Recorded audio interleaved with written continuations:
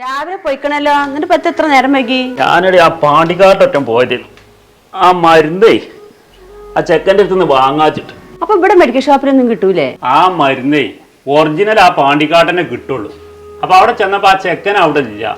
ഓനിപ്പോ സിനിമയിലോ എന്താ ബിഗ് ബോസോ അങ്ങനെ അതിലയിലാ കേരിക്കണെന്നൊക്കെ പറഞ്ഞു. ഓന്റെ പെമ്പറന്നോള് ഓൻ ഉണ്ടാവുമ്പോൾ എടുത്തു തരാൻ പറ്റുള്ളൂ പറഞ്ഞു. അതുകൊണ്ട് ഞാൻ ഇങ്ങോട്ട് പോകുന്നടി. ഞാനേ നിങ്ങൾ നേരെ ബഗിയനെ കൊണ്ടല്ല പറഞ്ഞത്. നിങ്ങളെ മൂത്ത മോല്ലേ ഓ മൂസൂനെ നല്ല തല്ലിക്കണ്. ഓ ഗവൺമെന്റ് ആസ്പത്രിയിൽ അഡ്മിറ്റ് ആണ്.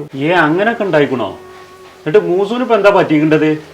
ആശുപത്രിയിലൊക്കെ അഡ്മിറ്റ് ആവാൻ വേണ്ടി ഇനി എത്താവാനാ? അവൻ അല്ലെങ്കിൽ തന്നെ നെഞ്ഞുവേദന ഉള്ളതാണ്. ഓന് കജിനും കാലിനും മുറിയുണ്ട്, പള്ളൊക്കെ ചവിട്ടിക്കണ്, കൗത്ത് ഒടിഞ്ഞിക്കണ്. ഓൻ വെറുതെ വിടൂല, കേസ് കൊടുക്കുന്ന പറഞ്ഞിട്ടുണ്ട്. അതിനിപ്പോ ഞാൻ എന്താ കാട്ടോ സുൽപ്പോ? നിങ്ങളെ ഈ കല്യാണം ഉണ്ടാക്കുന്ന നേരത്തെ ഇതൊന്നും പറഞ്ഞിട്ടുണ്ടായിരുന്നില്ലല്ലോ. ഇപ്പൊ എന്താ പോലെ തല്ലാനും കൊല്ലാനൊക്കെ വരുന്നത്? ഓൻ ഗൾഫിലായിരുന്നു. ഇതൊക്കെ പാടെ മണത്തറിഞ്ഞുകാണ്ട് വന്നതാണ്. ഓനിപ്പോ ഈ പ്രശ്നം ഉണ്ടാക്കാൻ വരുന്നുള്ളതൊന്നേ ഞാൻ കൊളർത്തിട്ടില്ല. ഏതായാലും ഞാൻ ആരൊക്കെ വരികയെന്നൊന്നും പറയാൻ പറ്റൂല. ഇനി വീൽ ചെയറിൽ ഇരിക്കണ നിങ്ങളെ പെണ്ണുങ്ങളും തെരഞ്ഞു തരുമോ? ഓളിപ്പോ അവിടുന്ന് നീച്ചൊരൊന്നുമില്ല. ഇജ് അതിന് പേടിച്ചൊന്നും വേണ്ട.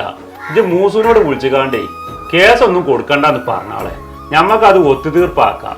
ഓനിപ്പോ ഗവൺമെന്റ് ആശുപത്രിയിലല്ലേ. ഞാൻ ഒന്ന് പോയി നോക്കും ചേച്ചട്ടെ. ഞാൻ നേരിട്ട് പറയും ചേച്ചിയുണ്ട്. ഇജൊന്ന് പറഞ്ഞാൽ ഒന്നും കൂടി ഒരു റാത്താവും.